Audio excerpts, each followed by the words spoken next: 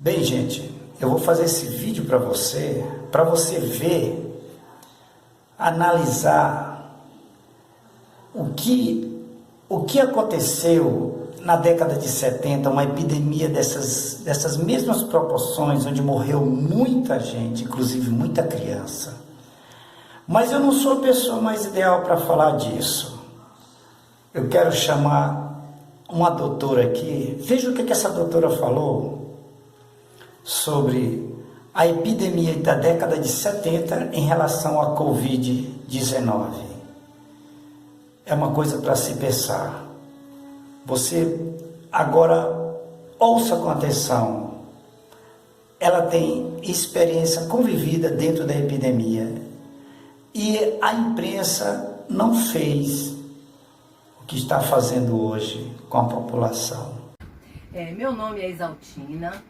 Eu tenho 78 anos, sou médica pediatra aposentada, já tenho 54 anos de formada em medicina, faço no dia 3 de dezembro, 55 anos de formada.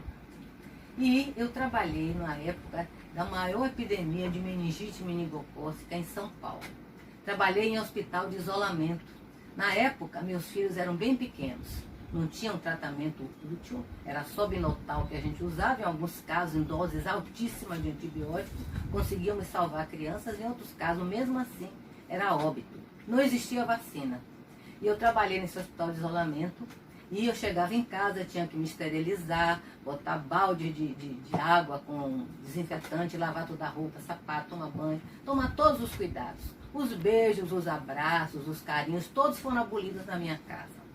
Os vizinhos que tinham possibilidade de ter avós morando longe, levaram seus filhos para não brincar com meus. Não brincar com meus filhos, os vizinhos, as crianças do vizinho.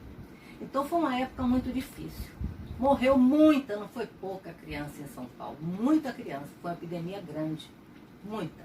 Mas os meios de comunicação naquela época não faziam e nem fizeram isso que está sendo feito hoje em dia. Porque se as mães fossem bombardeadas com essas notícias que hoje nós estamos sendo bombardeados com o Covid-19, as mulheres iam ficar loucas, as mães alucinadas, porque ficavam no desespero de perder seus próprios filhos. Então as notícias eram dadas para prevenir. Mãe, se seu filho tiver febre, se seu filho vomitar, qualquer alteração, leva seu filho no hospital, está tendo uma doença grave, chama meningite. E se for confirmado, pegue todas as crianças ou da escola do seu filho ou da vizinhança, leve no posto médico para fazer uma prevenção com antibiótico, que não é 100% garantido, mas é o que temos. Era isso que era falado nos meios de comunicação. Ninguém mostrava a criança no hospital morrendo, a criança roxa e perdendo a vida naquele momento, suspirando, desmaiando. Ninguém mostrava empacotando a criança para enterrar. Então não é feito o terrorismo que está sendo feito. Eu quero colocar o seguinte, nós estamos vivendo, posso dizer, uma época de guerra.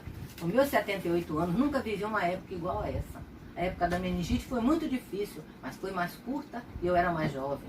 Agora, a época está difícil. Nós perdemos a liberdade de ir e vir, perdemos a possibilidade de beijar, de abraçar nossos entes queridos, o relacionamento com os amigos, as aulas, as saídas, os cinemas, perdemos tudo. Estamos vivendo dentro de um confinamento do lar.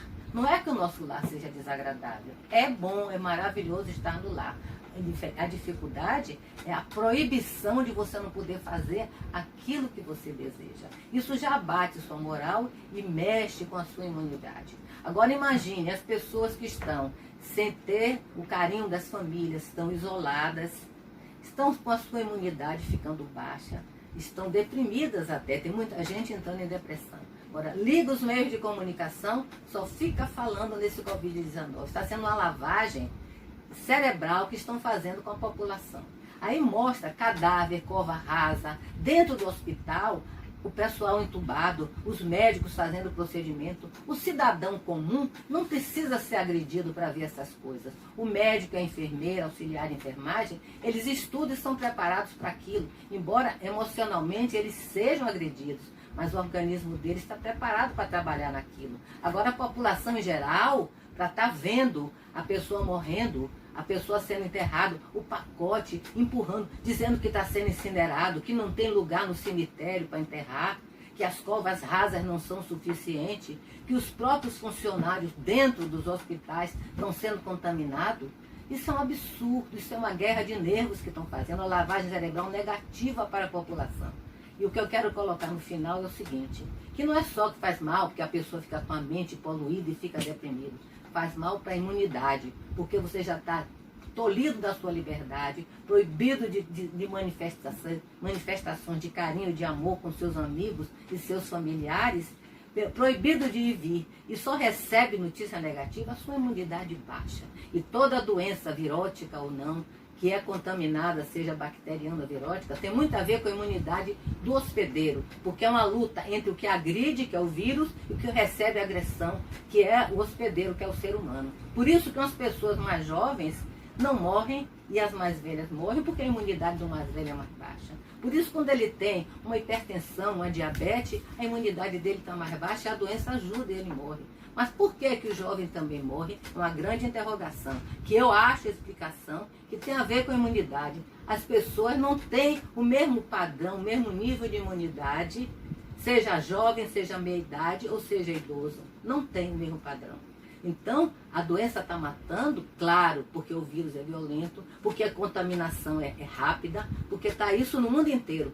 Mas os meios de comunicação não estão ajudando com essas notícias, todo dia bombardeando o coração da gente, a alma da gente. É isso que eu queria dizer. Não faz bem isso.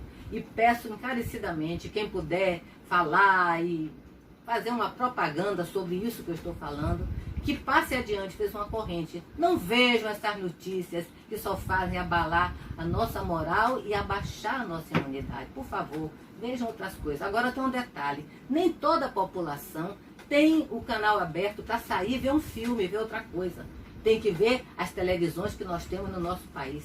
Por favor, meios de comunicação do nosso Brasil, pense na nossa população, pense no brasileiro que está sofrendo muito. Obrigada.